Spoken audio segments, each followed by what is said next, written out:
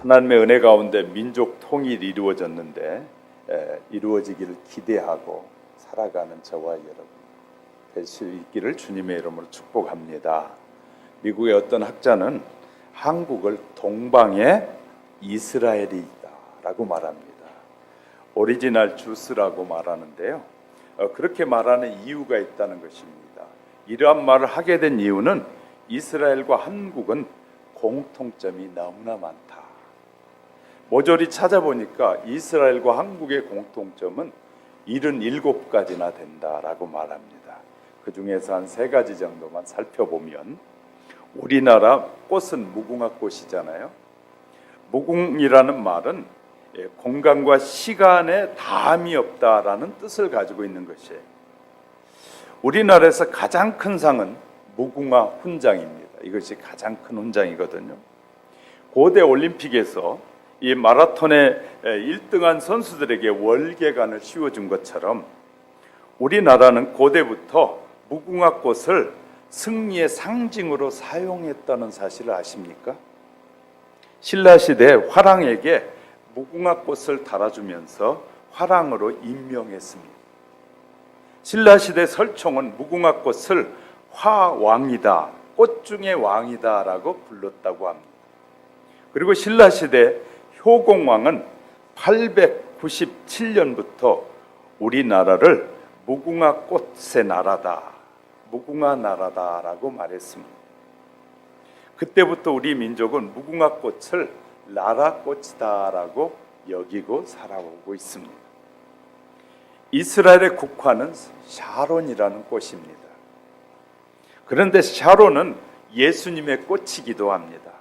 아까 우리가 불렀던 89장의 찬양이 바로 그 찬양입니다. 이 샤론의 영어 이름이 뭐냐면 이 무궁화의 영어 이름이 샤론이에요. 얼마나 놀라운 일인지 모릅니다. 자, 샤론의 꽃에수 나의 마음에 거룩하고 아름답게 피소서. 내 생명이 참살의 향기로 간데마다 풍겨나게 하소서. 사론의 꽃 예수, 나의 마음에 항상 피게 하소서.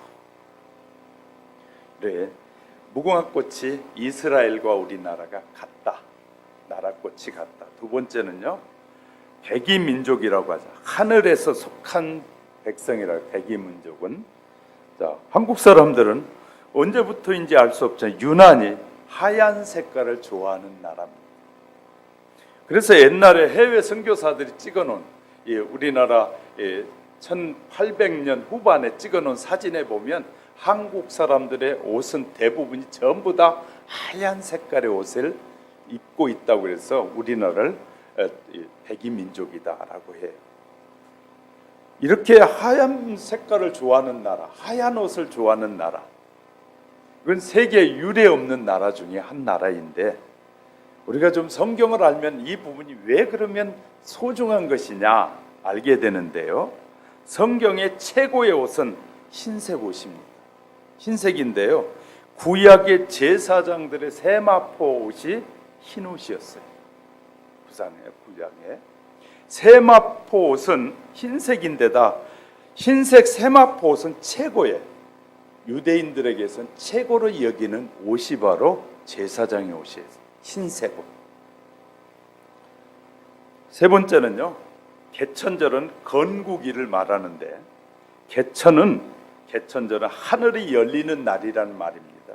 그런데 이스라엘도 마찬가지로 바벨론 포로에서 돌아와서 나라를 다시 세우면서 말하기를, 이사야 64장 1절에 보니까 원하건대 주는 하늘을 가르시고 강림하시고 주 앞에서 산들이 진동하기를 라고 기록하고 있어요. 그러니까 이스라엘이 새로운 나라를 설립하면서 하는 말이, 하나님 하늘에서 하늘의 문을 여시고 강림하소서라고 하고 있다. 독일은 1666년부터 시작해서 예수님의 임재를 기다릴 때마다 이렇게 말했다고 기도하고 있다고 하는데, 하늘을 가르고 강림하소서라는 기도문을 쓰면서 그들은 하늘에서부터 우리에게 임하시기를 기도했다는 거예요. 이런 면에서 세 가지 정도만 보더라도 이스라엘과 한국은 대단한 연관성을 가지고 있다. 본문의 에스겔은 바로 마른 뼈가 가득한 골짜기를 환상해서 보게 되는데, 예를 들어 뼈다귀만 있는 그 골짜기를 보는데 하나님께서 말씀하시니까 뼈다귀들이 막 흩어져 모여있던 뼈다귀들이 하나님의 말씀 앞에 정리가 되더니 자기 뼈를 찾아서 그 몸에 맞춰서 뼈가 붙더니 거기에 힘줄이 붙고 살이 붙어서 군대가 되는 걸 보았어요. 하나님의 말씀하시니까 불가능한 것이 가능해지는 일을 하나님께서 에스겔 선지자에게 보여주신 거예요. 그리고 나서 오늘 본문에 하는 말이, 하나님께서 이스라엘 백성들을 지금 흩어져 살고 있는, 도저히 다시 돌아와서 한 나라를 만들 수 없는 그 나라를 하나님께서 다시 다 돌아오게 해서 한 나라를 만드시겠다고 에스겔 선지자를 통하여 예언하고 있는 거죠. 지금 흩어져서 자신들의 힘으로는 불가능한 일인데 하나님께서 에스겔 선지자에게 보여주는 것이 앞으로 이렇게 될 것이다. 그런데 놀라운 것은 그 일이 그렇게 이루어졌다는 사실 아십니까? 하나님은 예언하시는 것을 반드시 이루시는 분이에요. 여기에 보면 두 막대기가 하나가 된 것처럼, 이스라엘은 서로 다투다가 결국은 남쪽 유다와 북쪽 이스라엘, 10지파 이스라엘과 남쪽 2지파 유다로 나누어지면서 두 나라로 쪼개진 나라였어요. 그 나라가 다시 합친다는 건 불가능할 정도였습니다. 이렇게 분열된 나라였는데 하나님께서 뭐 한다고? 통일된 나라를 만드시겠다는 거예요. 우상 숭배와 계명, 율법을 배반한 이스라엘 백성은 남쪽으로 북쪽으로 갈라지면서 강대국에 의해서 어쩔 수 없이 그들은 포로로 잡혀가게 됩니다. 그들의 운명은 이렇게 바뀌게 돼. 북왕국 이스라엘은 BC 721년에 아수르에 의해서 패망하고 모든 백성들이 끌려가게 돼요. 특별히 이 지도자들급들이 다 끌려가게 돼요. 남왕국 유다도 586년에 신바벨론에 의해서 완전히 멸망하게 되고 끌려가게 됩니다. 이처럼 일반적인 생각으로는 도저히 회복될 수 없는 그런 모습인데 하나님께서 에스겔 선지자에게 보여준 이상은 이런 것이었습니다. 내가 다 다시 돌아오게 하겠다. 그들을 모아서 한 나라가 되게 하시겠다. 이 약속을 주고 계시는 내용입니다. 우리는 성경 공부를 하면서 이스라엘을 많이 배우게 되잖아요. 이스라엘을 배우면 배울수록 한국과 이스라엘이 비슷한 점이 너무 많다는 사실을 배우게 되는 것입니다. 느낌으로만 그런 것이 아니라 성경적으로나 실제적으로 이 깊은 연관성을 가지고 있다는 사실을 알게 됩니다. 오늘은 우리나라 광복 73주년을 맞이해서 광복의 의미와 성경적으로 볼 때 이 광복의 의미가 우리에게 어떤 의미를 전해주고 있는지를 살펴가는 사이에 하나님께서 저와 여러분에게 큰 은혜 주시기를 주님의 이름으로 축복합니다. 첫 번째는 이스라엘 왕국의 통일을 하나님이 약속하고 계십니다. 이 열왕기상 12장 20절에 가보면 온 이스라엘이 여로보암이 돌아왔다함을 듣고 사람을 보내 그를 공회로 청하여 온 이스라엘 왕으로 삼았으니 유다 지파 외에는 다윗의 집을 따르는 자가 없으니라. 솔로몬의 강압적인 정치, 이 강제 노역, 그리고 이 과중한 세금으로 인해서 이스라엘은 백성들의 삶이 어려워져 가고 있어요. 잘못된 지도자는 백성들의 세금을 많이 매기는 것이, 그렇게 해서 백성들의 짐이 무거워지게 하는 거예요. 좋은 지도자는 국민들의 세금을 줄여줘서 사람들이 편안하게 살 수 있게 하는 것이, 요새는 어떻게 우리 나라가 흘러가는지 여러분 알 수 있겠죠. 국민들의 세금이 자꾸 늘어나요. 쓸 돈이 없어지는, 여가 생활할 수 없을 정도로 갖가지 공공요금이 올라가고 있어요. 심각한 문제입니다. 솔로몬 시대 비슷한 시대로 지금 흘러가고 있어요. 자, 솔로몬은 많은 사람들에게 고통을 줬어요. 그리고 그 시대에 계급주의가 생기기 시작했어요. 그 전까지는 계급이 없었는데 이제부터 솔로몬 시대 때부터 계급주의가 나타나기 시작해요. 그래서 계층 간에 문제가 이제 생기기 시작하는 거죠. 그 이전까지는 땅을 사거나 팔 수 없었는데 솔로몬 시대 이후에 땅을 사고 팔게 만드는 거예요. 하나님은 땅은 사고 팔지 못하도록 이스라엘 백성들에게 하셨어요. 왜냐하면 사고 팔았음에도 불구하고 50년이 지나면 희년제도가 있어가지고 그 희년제도에는 내가 샀던 땅을 그 원래 판 사람에게 다 돌려주게 하는 것이에요. 왜 그러냐면 그래야 공평하게 살 수 있기 때문에. 그런 성경은 우리에게요, 하나님의 모든 백성에, 믿는 백성이나 믿지 않는 백성에게 공평하게 대하시는 하나님이심을 알게 되는 거예요. 이스라엘 백성들이 아무리 땅을 샀어도 다 50년, 희년이 되면 다 돌려줘야 돼. 각자 주인들에게. 그런 제도가 있었어요. 그런데 솔로몬의 시대 때 그걸 폐지시켜버리고 사고 팔게 하는 것이었어요. 너희들 마음대로 해라. 그러면서 무슨 문제가 생기냐면 돈 있는 사람은 땅을 많이 사들일 수 있게 됩니다. 누가 돈이 가장 많겠어요? 정부가 돈이 많은 거죠. 정부가 돈이 많으니까 정부가 자꾸 땅을 사들이기 시작합니다. 가난한 사람 점점 더 가난해지고 정부는 부해지면서 결국 정부가 모든 힘을 갖기 시작하는 거예요. 이게 사회주의로 가는 것입니다.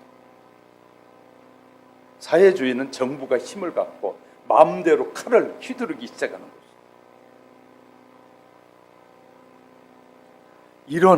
그래서 이제 이때부터 무슨 제도가 나오기 전 노예 제도가 시작돼요. 그래서요, 땅을 판 사람이 이 빚을 못 갚으면 나중엔 자식이라도 데려다가 노예로 쓸 수 있는 제도가 만들어지는 것이죠. 우리 성경을 연구하면 우리 지금 세상에 돌아가는, 과거부터 현재까지 돌아가는 모든 상황들이 성경에서 전부 다 설명해 주고 있어요. 노예 제도는 슬픈 제도잖아요.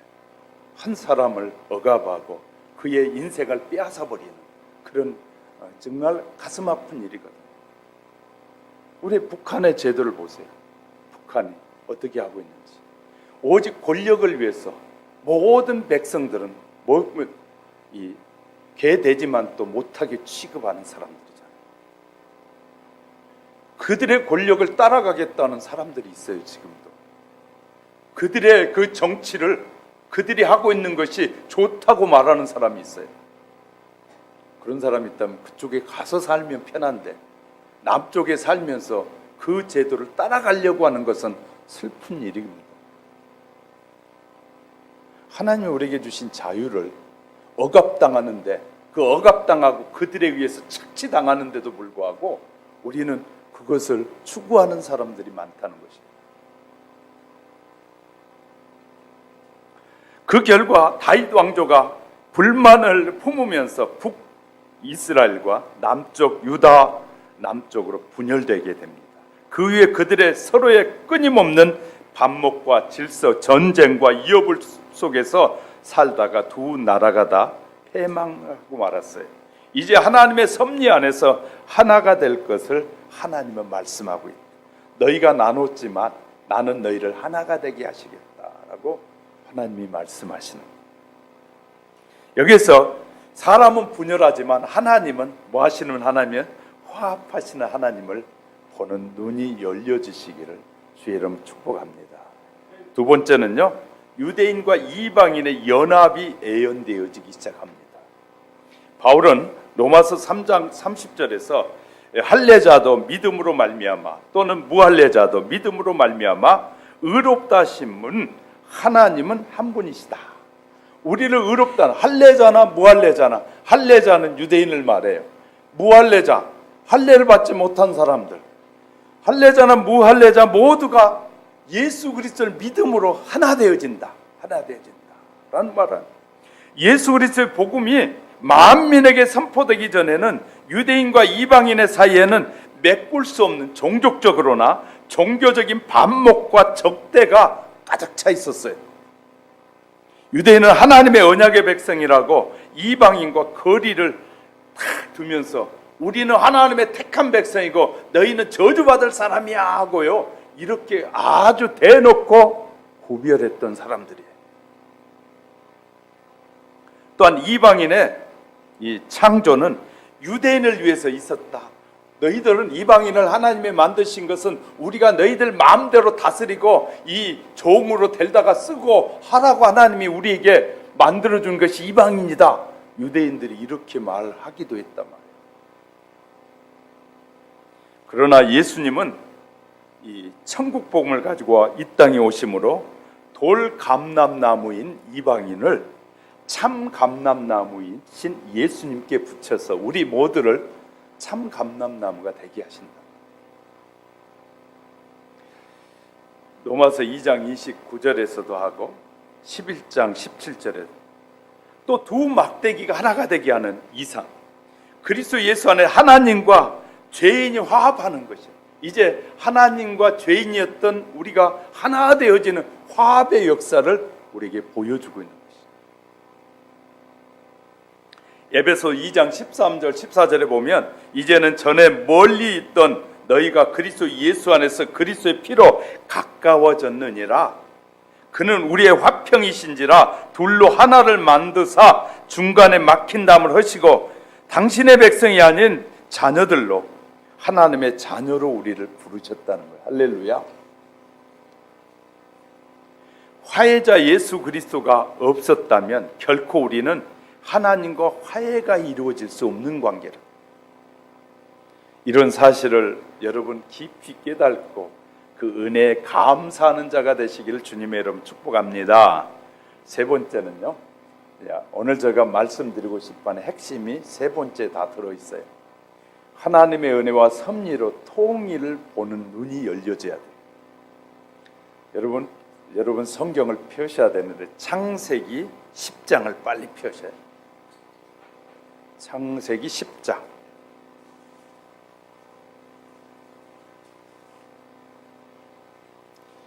자, 창세기 10장 25절을 펴세요. 우리 민족의 뿌리가 여기에 있어요. 이 대한민국의 뿌리가 성경에 있는지 없는지 보여드리려고. 우리의 뿌리가 여기에 기록되어 있어요. 창세기 10장 25절.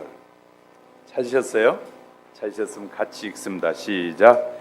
에벨은 두 아들을 낳고 하나의 이름을 벨렉이라 하였으니 그때 세상이 나뉘었으며 벨렉의 아우의 이름은 욕단이며 라고 하셨어요. 여기서 먼저 벨렉의 후손을 찾아보면 벨렉에게서 6대 손으로 아브라함이 태어났다고 말하거든요.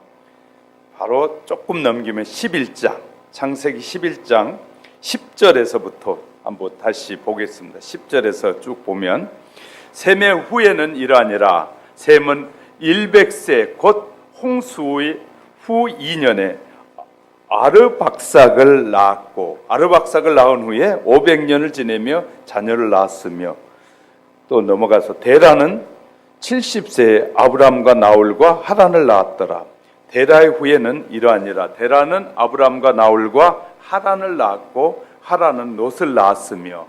여기 그런데 둘째인 욕단이 어디 있는 것일까요?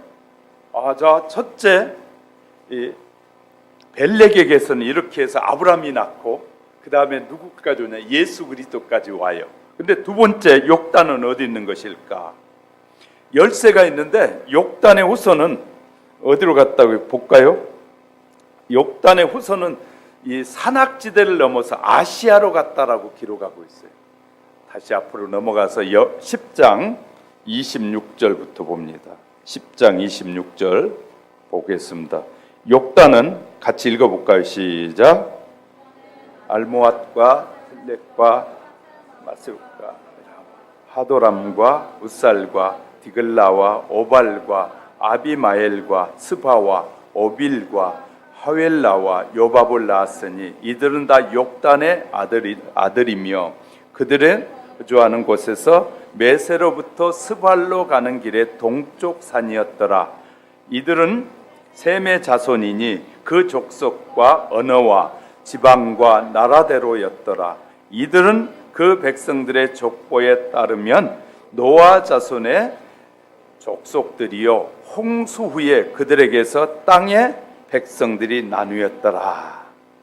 동편 산으로 갔다고 되어 있는데 산은 히브리어로 아르라는 말인데요. 아르는 산맥이라는 뜻을 가지고 있어요.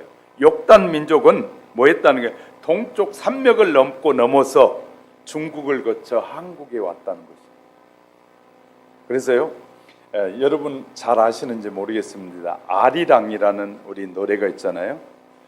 우리나라에는 이 찬송가에 들어있지 않는데 미국 찬송가와 캐나다 찬송가는 아리랑이 찬송가에 들어있어요. 우리하고 똑같이 불러요. 아리랑 하고 불러요. 찬송가 예배 시간에 부르고 있어요. 지금도. 우리나라에는 빠졌는데. 그러니 아리랑이 무슨 말이냐? 원래 의미는 알리랑이에요. 알리랑. 알이란 말은 하나님이란 뜻이에요.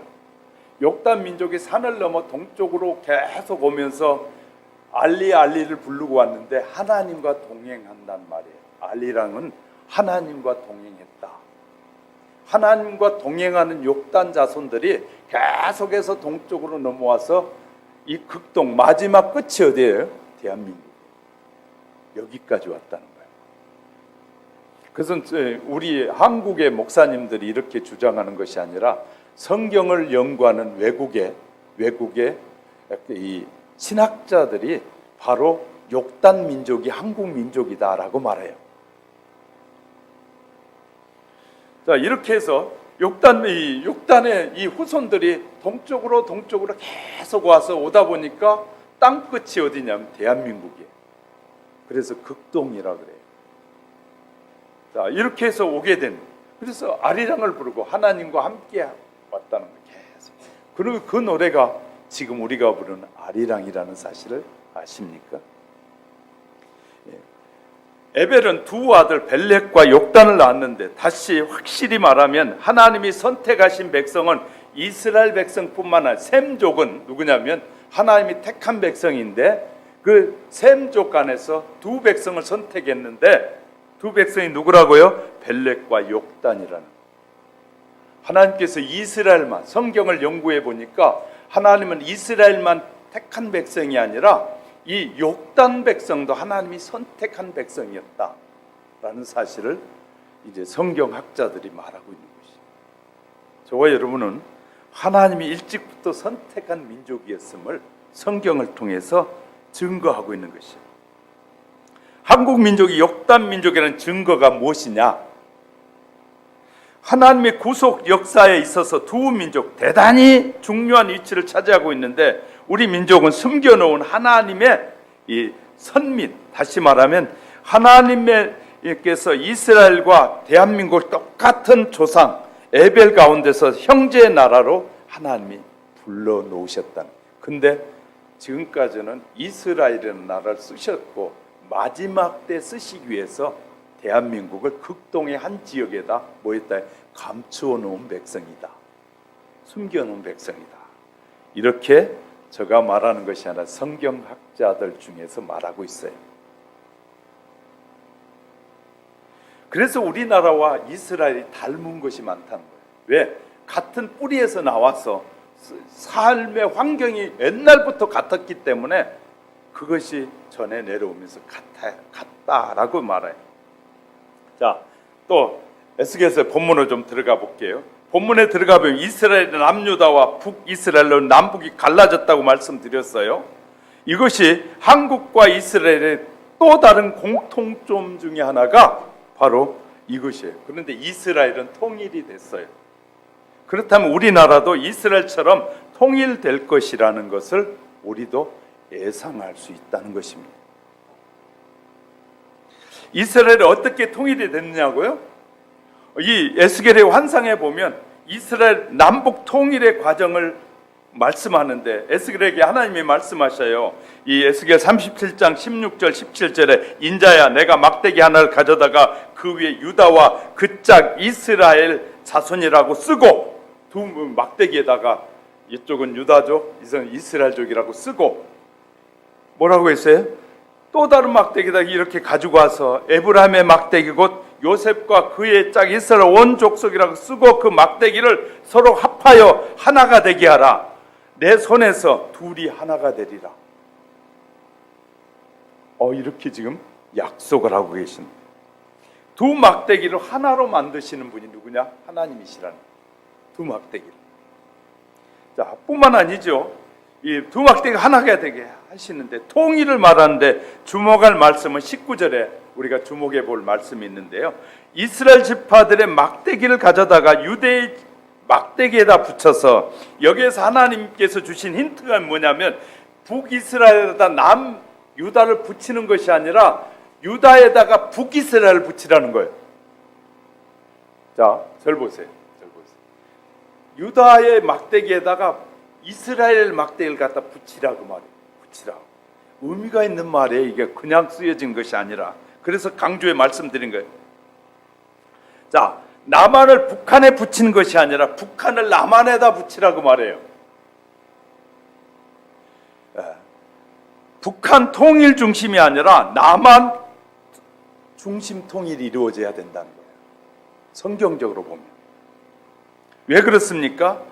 이스라엘 정통 유다 지파인데 요셉의 형제들이 요셉을 죽이려고 할 때 유다가 말리게 돼요. 창세기 37장 26절 27절에 가보면 유다가 형제들에게 이렇게 말합니다. 우리가 동생을 죽이기 위해서 피를 흘리면 뭐하냐? 우리 죽이지 말고 그를 살려서 그냥 아예 팔아버리자. 이방 사람을 팔아버리자. 그래서 이 유다가 그것을 제안할 때 하나님이 그것을 보고 계시고 그래서 12 형제 중에서 유다 지파를 하나님이 쓰시기 시작해요. 그때부터. 그 이후부터 광야에서 행진할 때도 언제나 신명기 10장 13절에 이와 같이 그들이 여호와께서 모세로 명하신 것을 쫓아 진행하기를 시작하였는데 수두와 유다 자손 전기에 속한 자들이 그 군대대로 진행하는데 유다 군대는 가장 앞장서게 하셨다. 이제 이스라엘 백성이 끌고 가는데 이끌어 가시는 하나님이 가장 먼저 유다 백성을 앞세우기 시작해요. 뿐만 아니죠. 전쟁을 할 때도 마찬가지입니다. 이 사사기 1장 1절에 가보면 우리 중에 누가 먼저 올라가서 가나안 사람과 싸우리까 했더니 여호와께서 이렇게 말씀하시는 거야. 유다 지파가 올라가라. 유다 지파를 앞세워. 이 전쟁은 승리하는 전쟁이에요. 하나님이 함께하는 전쟁. 성전을 지을 때도 앞장서서 느헤미야 13장 10절부터 13절에 보면 성전을 지을 때도 유다 사람들이 가장 앞장서서 성전을 짓기 시작해요. 그리고 하나님은 유다 지파에서 가장 많은 이 12지파 형제 사이에서 유다 지파의 사람들이 이스라엘의 왕이 가장 많은 왕이 나와요. 하나님은요 우연히 그렇게 쓰시는 것이 아니에요. 하나님은 저와 여러분을 믿음으로 살려가려고 할 때 그 믿음의 사람을 쓰시는 거예요. 할렐루야. 이것을 우리에게 보여주는 것입니다. 이렇게 다윗도 솔로몬도 이스라엘의 첫 사사 온니엘도 예수 그리스도가 나오는 복을 주시는데 가장 중요한 것은 예수님이 유다 지파에서 오시게 되고 이스라엘 백성들은 그래서 유대인이다. 유다 지파에서 속했다. 그래서 유대인이라는 말이 나오게 되는 것이죠. 유다가 중심이고 정통이기 때문에. 한국의 정통은 남한입니다. 북한은 공산당들이 세운 나라잖아요.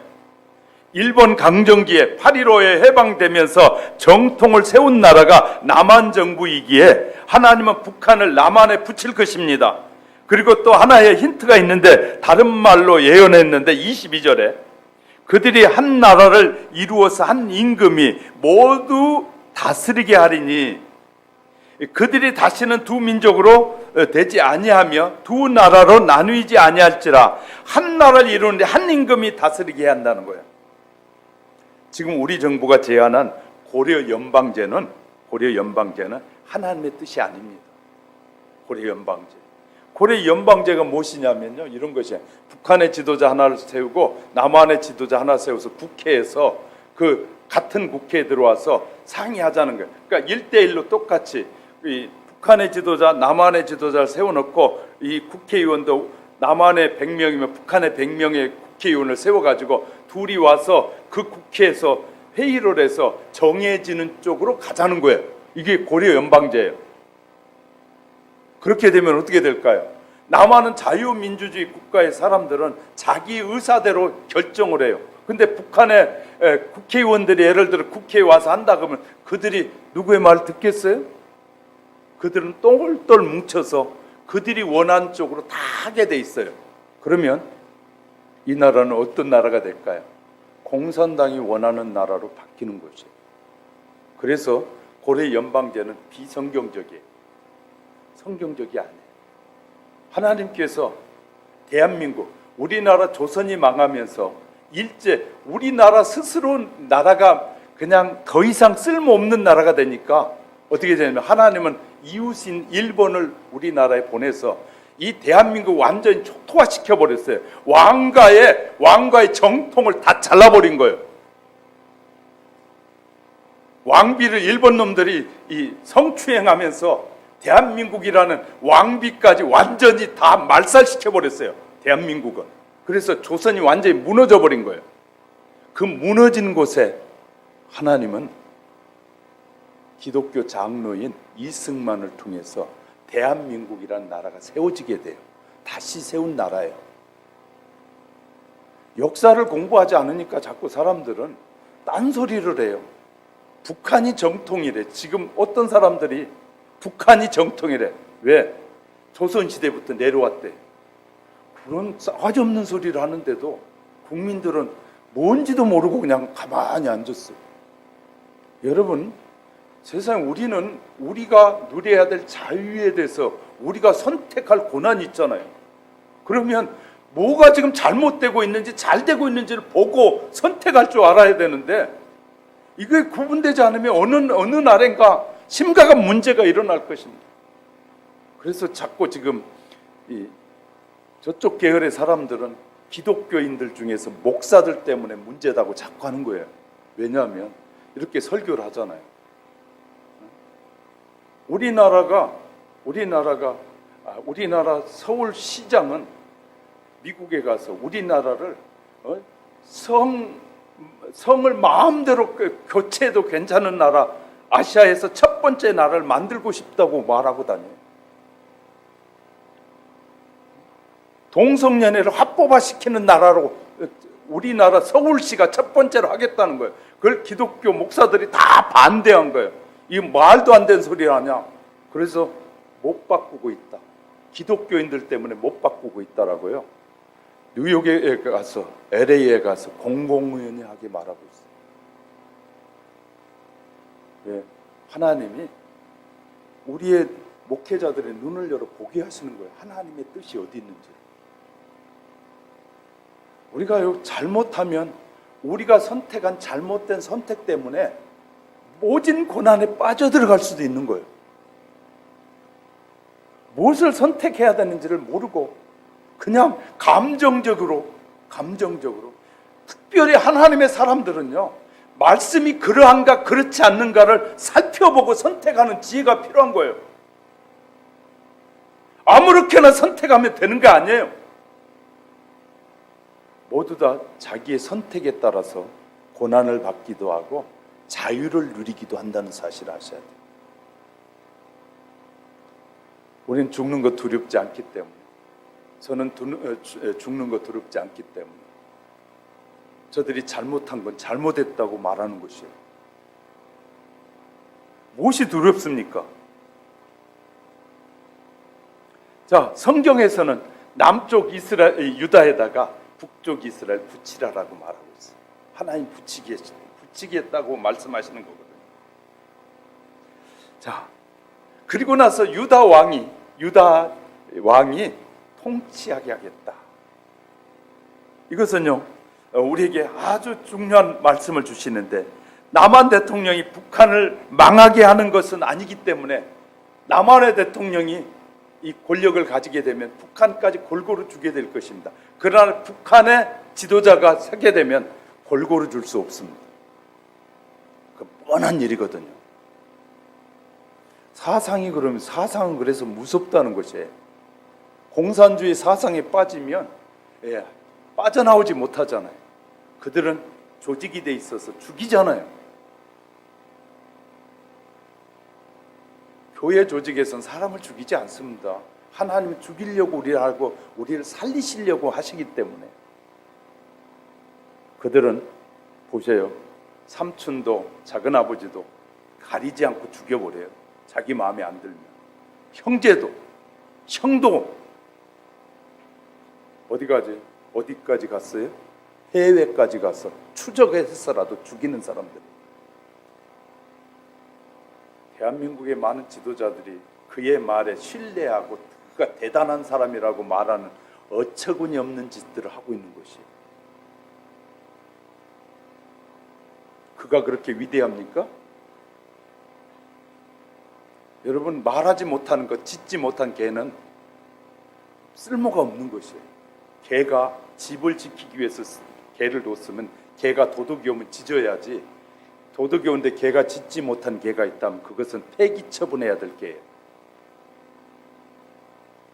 하나님의 사람들은 죽음을 두려워하는 것이 아니라 하나님의 말씀에서 떠난 것을 두려워해야 돼요. 하나님의 말씀대로 살지 못하는 것을 두려워해야 돼요.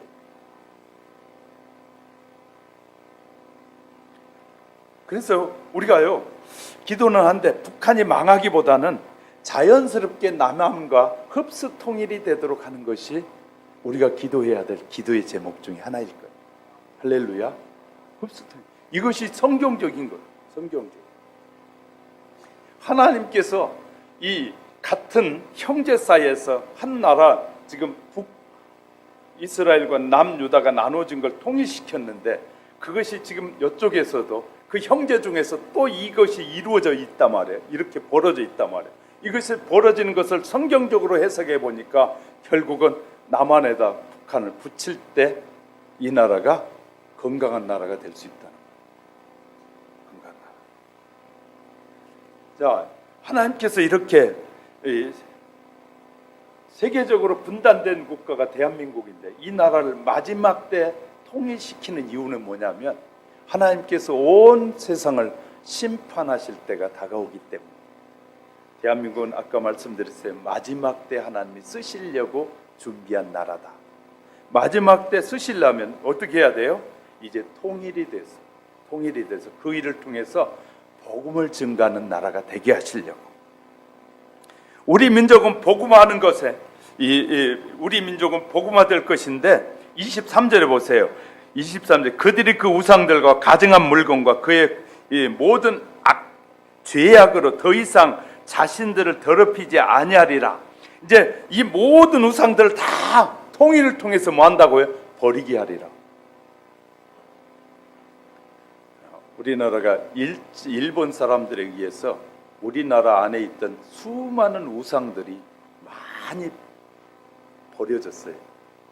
그래서 일본 사람이 한국에 와서 우리나라 막 다양한 것들을 섬기고 있는 우리나라에 천황 외에는 신이 없다 그래가지고 천황만 믿어라 이렇게 단일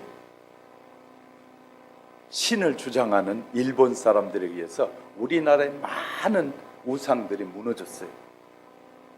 그런데 지금 재현해서 또 섬기려고 하는 문화재라는 말을 통해서 수많은 우상들을 발굴해내서 다시 일으켜 세우잖아요. 옛날에 다 무너져 없어진 것들을 다시 다 발굴해 그것에다 또 절하고 그것을 섬기는 나라가 지금 돼가고 있어요. 근데 하나님이 통일하실 때는 이 모든 것을 뭐 한다고요? 가증한 물건들은 다 사라지게 하시겠다. 이북에 가면 김일성 동상이 수없이 많다고 들었어요. 근데 이것이 다 제거될 것입니다. 그들은요, 기독교 상징인 이 평양의 산정은 교회에다가 김일성 동상과 김정일이 동상을 30m짜리 동상을 지금 세워놨어요. 옛날에 기독교가 들어와서 첫 번째 세워진 교회 산정은 교회에다가 두 동상을 세워놓고 그거 앞에 가서 지금 절하게 하고 있는 거예요. 하나님이 다 보고 계시는 거예요. 그들은 기독교를 말살시켜야 되기 때문에 기독교, 한국에서 산정은 교회는 첫 번째 교회다 할 정도로 그 교회를 무너뜨리고 그곳에다가 김일성과 김정일이 동상을 30m짜리를 세워놓고 있다니까요. 그곳에가 절하게 하고 있어요. 지금 이 동상은요, 세계에서 30m짜리 동상이 없어요. 북한에만 있는 유일한 동상이에요. 자, 지금은 김정일이가 나란히 서 있지만 이 가증한 물건이 다 사라지게 될 것이다. 그들은 내 백성이 되고 나는 그들의 하나님이 되리라. 그리고 이 민족이 복음화가 이루어지게 되는데 우리는 하나님의 백성이 되고 하나님은 우리의 하나님이 될 것입니다. 그리고 마지막 때 온 세상에 복음을 증가하는 선교사 민족으로 하나님이 쓰실 것입니다. 우리는 이 민족을 향한 하나님의 뜻을 알게 되는 것인데요, 이스라엘에 이루어진 통일의 과정이 우리 민족에 그대로 이루어지도록 예언된 것이라고 하지 않을 수 있지만 우리는 유추할 수는 있습니다. 그러나 이스라엘과 비슷한 것이 많은 우리 민족이기 때문에 우리 민족은 제1의 이스라엘 백성이라는 별명이 붙어 있는 것처럼 이 말씀대로 우리 민족이 통일이 되지 않을까 하는 기대를 갖게 되는 것입니다. 그렇게 되었으면 얼마나 좋겠습니까? 이 말씀이 우리 민족을 향한 말씀이 되도록 어떻게 하면 될까요? 하나님의 사람들이 기도하면 됩니다. 할렐루야. 우리가 그렇게 기도하지 않기 때문에 안 이루어지는 거예요. 온 백성이 하나 돼서 그렇게 되어지기를 위해서 믿음의 기도는 뭐가 크다고요? 역사는 크다고 그랬죠. 앞으로 우리 민족의 중요한 일들이 펼쳐지게 될 텐데 내년 2019년은요 우리나라 대대적인 행사가 펼쳐지게 될 것인데 3.1운동의 100주년입니다. 내년이 3.1운동의 100주년 엄청난 행사가 벌어지게 될 것이고요, 소련이 공산화가 되고 70년 만에 망하는데 11개 나라로 나눠졌어요. 11개 나라로. 엘핀 토플러라는 사람은 매일 6시간씩 세계에서 나오는 신문들을 50개국의 신문을 영자로 된 신문을 몇 시간을 거쳐서 부부가 세계에서 나온 신문을 영자로 된 신문을 몇 시간씩 보는 그런 사람인데 그가 한국을 예측하면서 이런 말을 했어요. 그 경제학자가 40년 동안 똑같은 신문을 읽은 그가 세계 경제 흐름을 자기 눈에는 다 보인다는 거예요. 그분이 하는 말이 이런 말을 했어요. 한국은 앞으로 크게 성장할 나라다. 지금요 한국이 현재 1인당 국민소득이 28,000불인데 전 세계 22위입니다. 그런데요 5년 후에 2022년에는 3만 불 시대가 될 것이다. 에핀 토플러가 하는 말이에요. 그리고 나서 세계 15위권 안에 들어간다. 그 다음에 2025년에 5만 불 시대가 되면 세계 7대 강대국 안에 안착될 것이다 라고 그가 말하고 있어요. 우리나라는 정말 놀라운 나라인데 얼마나 놀라운 5,000불 시대가 됐을 때 우리나라 선교사가 5,000명이 파송됐습니다.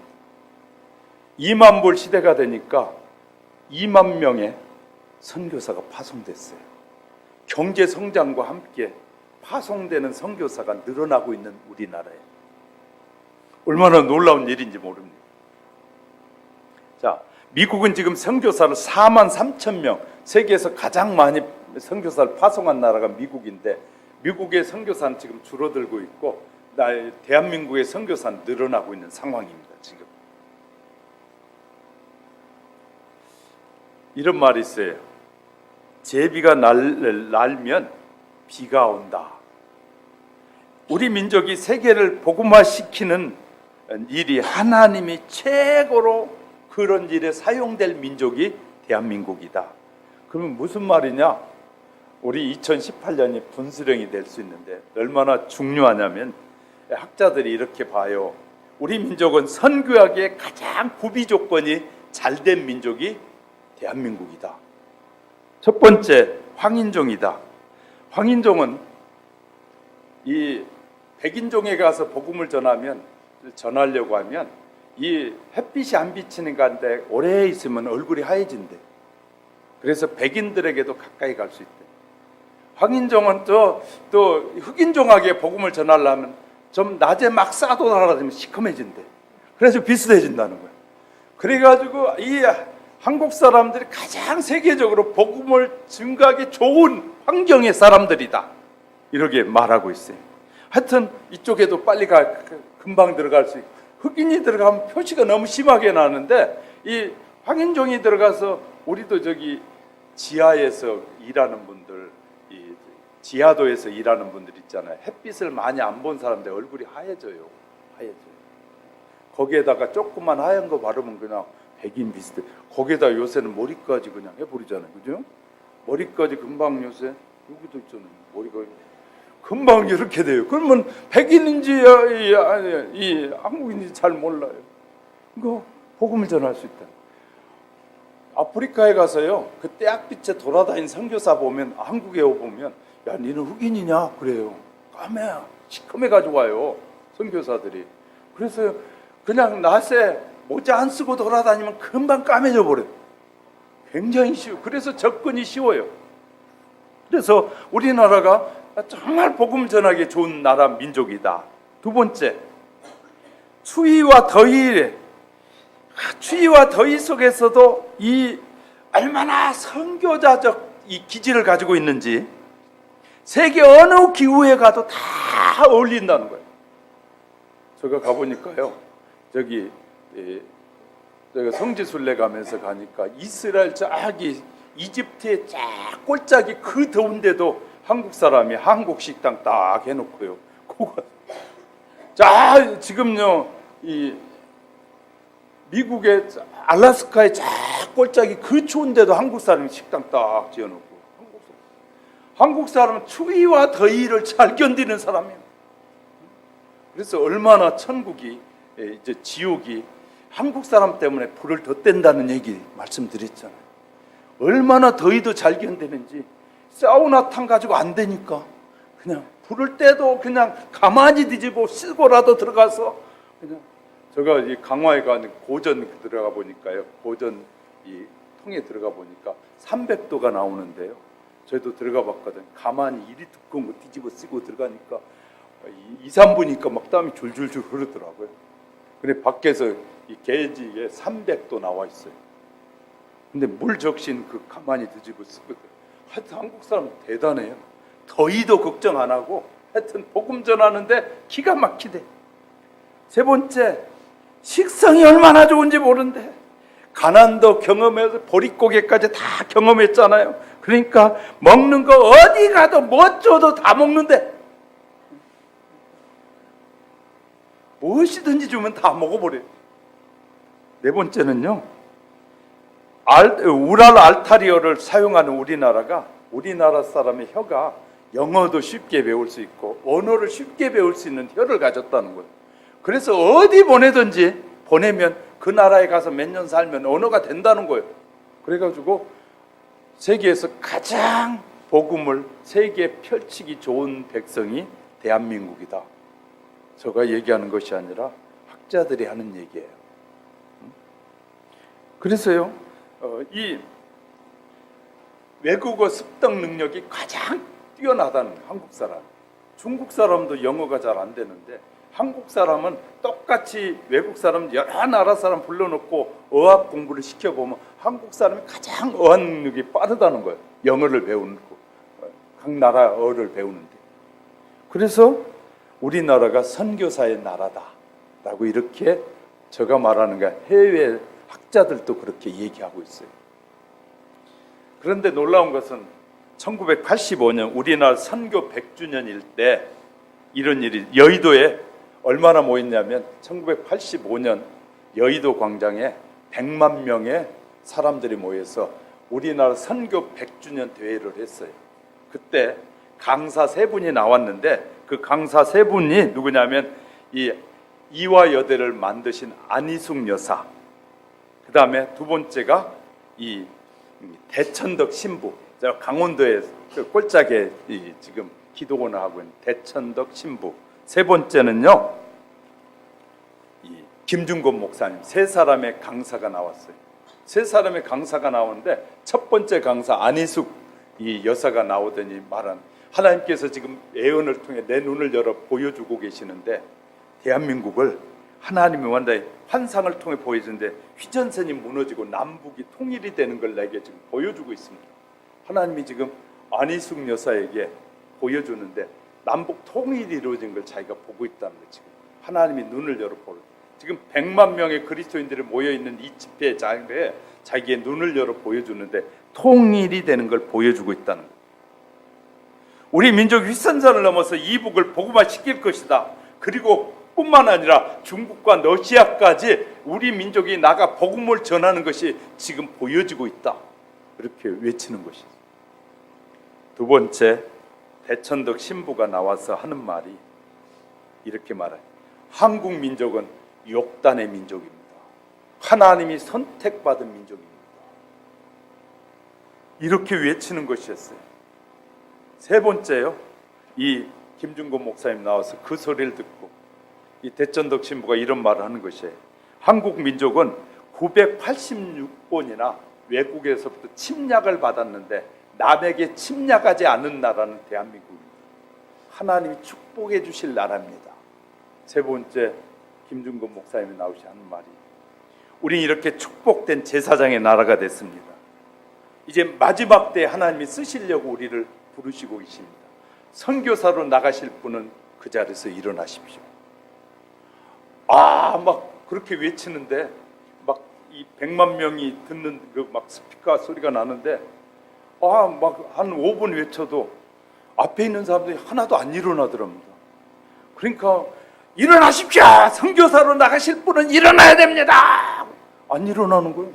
앞에는 5분 10분 해도 안 일어나는데, 요 앞에 사람 안 일어나는데 저 뒤에 사람들이 일어났는데 10만 명이 일어나. 10만 명. 선교사로 자원해서 나가겠다는 사람이 10만 명이었어요 그때. 근데 나중에 알고 보니까 요 앞에 사람이 안 일어난 이유는 앞에 스피커가 고장나서 못 알아들었더래. 그러니까 그 얘기에 의하면 10만 명이 넘는 사람들이 자원했다는 거예요. 하나님 앞에 복음을 전하고 선교사로 나가겠다고 자원했다는 거예요. 하나님이 그냥 그런 집회를 하시는 분이 아니라 100만 명을 모이게 하는 것도 대단한 일인데, 그곳에서 100만 명에서 10분의 1이 선교사로 나가서 복음을 땅끝까지 증가하겠다고 한 사람이, 그래서 10만 명을 두고 하나님께 기도했어요. 하나님, 여기 10만 명의 선교사 후보들이 여기 있었습니다. 하나님 축복해 주시고 이들이 나가서 땅끝까지 복음을 증가하는 증인이 되게 해달라. 그 이후부터 1985년 이후부터 우리나라 경제가 일어나기 시작한 거 아십니까? 이건요 다 기록에 나와 있는 얘기들입니다. 85년 이후부터 우리나라 경제가 일어나기 시작했어요. 그렇게 해서 하나님이 이 민족을 쓰시려고, 그리고 후에 우리 민족은 놀랍게 뻗쳐나가는 경제 성장이 일어나는 거예요. 하나님께서 우리 민족을 마지막 때 선교사 민족으로 사용하실 것이 확실합니다. 우리 민족은 결탄코 망하지 않을 것입니다. 믿음을 가지고 우리가 기도할 때 하나님께서 이 민족을 들어서 마지막 때를 장식할 나라가 될 줄 믿으시기 바랍니다. 말씀을 정리합니다. 73주년 광복절을 맞이하는 우리는 북한이 남한 중심이 아니라 이 남한이 중심인 이 통일된 나라가 되도록 우리가 기도해야 되고요. 그리고 민족 복음화를 위해서 기도할 뿐만 아니라 세계 선교사를 위해서 기도해야 되는데, 세계 선교를 위해서 기도해야 되는데, 우리는 나가지 못할지라도 후원하는 개인, 후원하는 가정들, 후원하는 교회, 후원하는 직장, 후원하는 사업장들이 돼야 돼요. 우리는요, 우리가 사업을 하는 사람들, 그 사업장에서 내가 선교사 한 사람이라도 후원하리라, 그를 돕는 일을 하리라 라고요 다짐하면서 하게 될 때, 하나님께서는 그 가정, 그 직장이 망하겠어요? 망하지 않겠어요? 하나님의 일을 위해서 지금 후원하겠다고 일하는데 하나님이 도와주시지 않겠느냐? 우리는 나를 위해서 살려고 하고 하나님 어떻게 해야 조금 생기면 좋은 집 사고 어떻게 해야 좀 더 좋은 차 사고 좋은 거 먹고 나를 드러내고 싶어하는 우리의 마음인데 하나님의 나라를 위해서 봉사하겠다는 우리에게 하나님 축복해 주시지 않겠느냐 그 말이에요. 우리는요 개인과 가정에서도 우리는 선교사 한 사람을 지원하는 가정이 되겠습니다. 그랬어요. 그것이 교회로 모아져서 그러면 그 선교사에게 지원하겠다면 그분 앞으로 보내게 될 것이거든요. 교회. 그러니까 예를 들어 여러분이 선교사를 위해서 한 분 여러분이 잘하는 선교사를 돕기 위해서 여러분이 하는 것보다는 교회를 통해서 해야 되거든요. 그러면 나는 이 선교사한테 보내고 싶은데 교회에서 보내주세요 하면 우리 교회에 들어오는 그 헌금은 목적 헌금이니까 그 목적대로 그쪽으로 보내지게 돼요. 이렇게 해서요 우리 교회에서도 수많은 선교사와 선교 현장을 돕는 그런 저와 여러분이 될 때 하나님이 기뻐하시지 않겠습니까? 그럴 때 하나님께서 우리를 보면서 참 기뻐하시지 않겠습니까? 사랑하는 성도 여러분, 저와 여러분 우리의 인생은 얼마인지 아무도 알 수 없습니다. 우리 교회도 우리 권사님 다음에 저가 두 번째, 천국 갈 순서로 따지면 저가 두 번째. 얼마나 우리가 살지는 알 수 없지만 우리가 사는 동안에 하나님을 기쁘시게 하고 하나님께서 우리를 부르신 그 사명에 충실하다가 영원한 그 나라에서 영원토록 행복한 우리 모두가 될 수 있기를 주님의 이름으로 축복합니다. 그 일을 기대하며 삽시다. 그래서 그 일에 우리 함께 동참하는 저와 여러분이 될 수 있기를 주님의 이름으로 축복합니다. 기도하겠습니다.